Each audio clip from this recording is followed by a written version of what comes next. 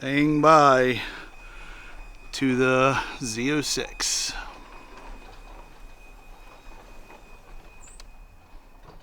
But saying hi, hello, to a ZR1. Let's talk about it. Well. If it isn't the blackout bus. He's getting on that. Okay, we're taking a road trip today, guys. Coming back with a ZR1. Stay tuned. So here we are. We're in the truck with this guy. What are we doing, Josh? What are we doing? We are heading to Chicago, or outside of Chicago, to pick up something pretty cool.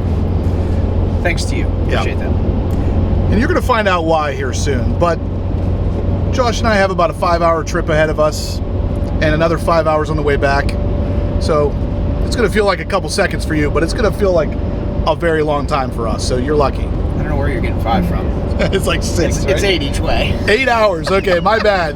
The last time I looked at the screen, it said 5. So yeah, anyway, you're going to see something pretty cool right now. So this is it. This is the ZR1 that we've been talking about all day now. And yeah, this is Roswell green with the yellow calipers. And I know what you guys are going to say. Yeah, it's the John Deere spec. But I'll tell you what, I'm very, very impressed with this in person. I have not seen this spec exactly like this in person. The one I saw was cut in half at Carlisle, but this is really nice. I like it with the exposed carbon, of course, the carbon wheels, all of the good stuff. And I know the biggest question right now from you guys, I know what it is. Is it mine? No, it's not mine. But I'm going to have one similar to this very soon. And of course, guys, we can't talk about the ZR1 without getting you a cold start, because we're about to put this on the trailer. That's what 1,064 horsepower sounds like. Look at that thing, though. That is mean. This Roswell green is growing on me, guys. What do you think? It looks especially good under this lighting. And it's kind of like twilight out right now. Look at that. That is incredible. Oof. That big old wing. Look at that. There she goes.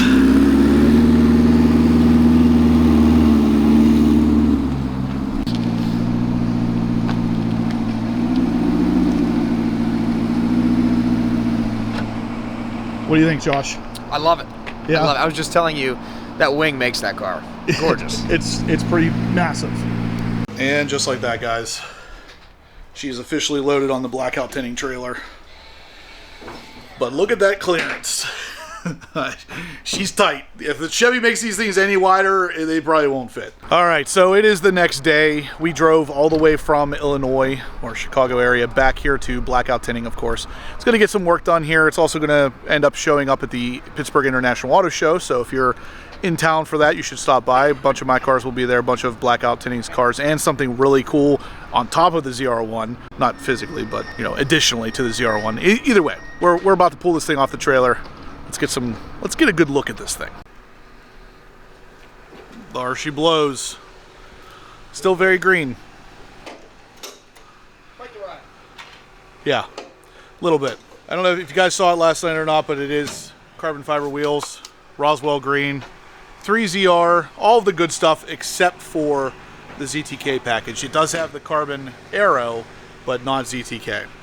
So still a really well spec'd car. The John Deere spec, and now, honestly, it looks better than I thought it was. Just so you guys know, I know I give the John Deere thing a bunch of bad press, but it's actually a nice color. It really does look good. Those straps there are how you cage the beast.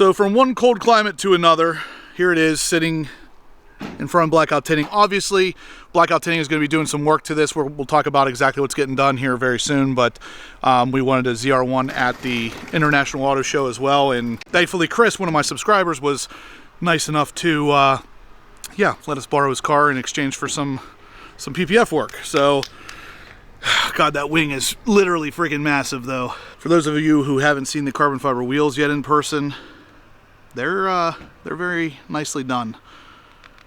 Obviously fit the car pretty well. My complaint with the carbon fiber wheels, or the wheels in general on these cars, is that they just don't fill up this wheel gap enough. This wheel needs to come out probably 1.5 inches to really have the right offsets. But can't deny the look. It looks pretty good.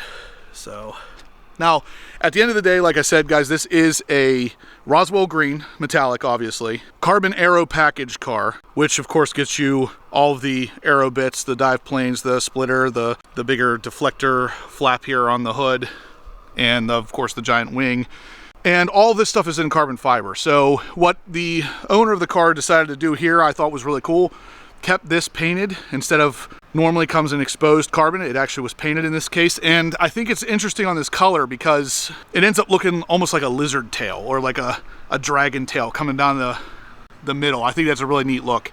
So basically, in my opinion, if you get this car in any color other than black, I would do the split window in body color. So that's just my personal opinion. Of course, your mileage may vary, but I do like the way that that looks. Like I said, it is not a ZTK car, so we don't have the 10 piston calipers up front and the 6 in the rear. These are just the 6 in the front and the 4 in the rear. We do have the carbon aero package though, so it does look physically like a ZTK package car, but it's not. From what I can tell, that is pretty much the only option missing though. The rest of it, it's like I said, is a 3ZR. It is obviously Roswell green metallic, yellow calipers, black interior with yellow stitching, front end lift, level 2 carbon fiber, stealth package on the interior. It's literally loaded otherwise. So here we have Jimmy, who you'll talk to if you come up to Blackout Tinting to get some work. He is looking over the car, literally crawling underneath it to check it in to make sure that any imperfections that are on the car are noted before any work starts to get done on the car, because the last thing you want is for a customer to show up and say, hey, that wasn't there. This is a check-in process on every car that is done to make sure that everything is noted before work starts. It also does have the black exhaust tips and, of course, like I said, the painted split window area, which is an additional cost. It's actually no cost to leave that carbon fiber, but it's additional to paint it. And also the stealth Corvette badges. So, like I said, really optioned out outside of the fact that it's not a ZTK. Still a really cool car, of course. It's a 2026, so it's get all the new interior and everything, which we'll open up the door here for you to see. Competition seats as well, yellow seat belts, and the level 2 carbon, like I said, so all the center console area, the door, and the stealth package here with a bunch of additional stitching because it is that 3ZR, or I keep saying 3ZR. I know that's not really what it's called anymore. It's still 3LZ for some reason, but the ZR1s have always been 1 and 3ZR. I don't know why they changed that. Either way, we got the GM accessories floor mats as well, and the Alcantara or microfiber on the steering wheel, as well as the seat inserts. So really a cool looking car, of course. The ZR1 badge right there in the middle. Really neat. Gorgeous, gorgeous, gorgeous. So yeah, like I said, I give the John Deere spec a little bit of crap online, but honestly, in person, the green really does look good. So any of you out there looking to get this green, my only complaint with it is it really makes it difficult to get an offsetting color that doesn't fit some sort of weird theme. Like obviously in this case it's yellow, which makes it the John Deere spec, or if you get red, then it's like Christmas. If you get orange, it's like Halloween. This color is interesting for that reason alone, and really the only thing I could think of off the top of my head, maybe silver calipers or black, would be pretty much the only way to really offset this in a way that is not themed after something. Now, like I said, Chris wanted us to do some PPF work on the car. The front end was done apparently at the dealership, and at first glance it looked okay, but now we're looking over it and we're finding some issues with it that we'll actually work with Chris and see if he wants us to redo all of it, because all that was done was the front end. We were going to finish off the rest, but there's little things that are popping up that we're noticing, and I'll try to point them out to you here if you can see it on camera. The edges are lifting right there along the headlight, And then the big issue, if you guys remember whenever we did Brooks's ZR1 down in Florida, the hood. These valleys are so deep. If you're not a real experienced installer, you're not going to get these to lay flat without bubbles. And I think you can see right there all those bubbles in that ridge. If you can see them on camera, all that ridge right there is just literally filled with bubbles. So really we should probably pull this off and redo it if the customer wants us to.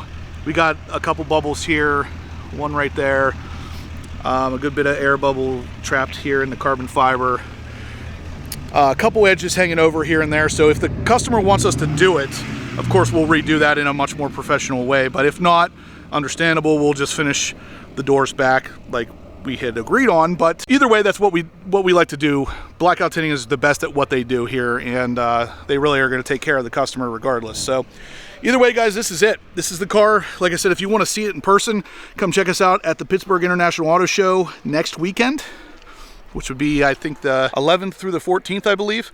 This car will be there. At least one of my cars, maybe both of my cars will be there as well, and something really, really special. I don't want to give it away, but it's a gigantic, fantastic, ridiculous supercar. So come check it out. But yeah, that's the car and the Roswell Goat Green. Let me know what you guys think of the Roswell Green down below. I was hesitant. I'll be honest, at first I was hesitant, but it works really nicely. And actually, you know what? Let's see if we can pop the, yeah. We do have to talk a little bit about the most important part of this thing right there.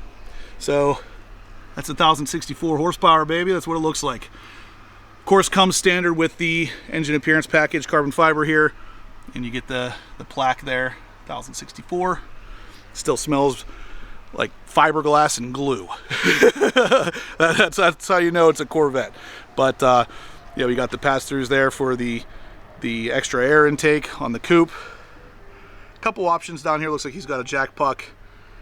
And of course, you know, your front license plate if you need to do that, but luckily we don't. So anyway, guys, that's pretty much it. That's gonna do it. So if you liked it, smash the thumbs up button. Josh and I had an all-day trip yesterday to go pick this thing up in Chicago from Pennsylvania. It was about 16 hours of driving, so hopefully you liked it. Smash the thumbs up if you did, subscribe if you haven't yet, and as always, stay obsessed.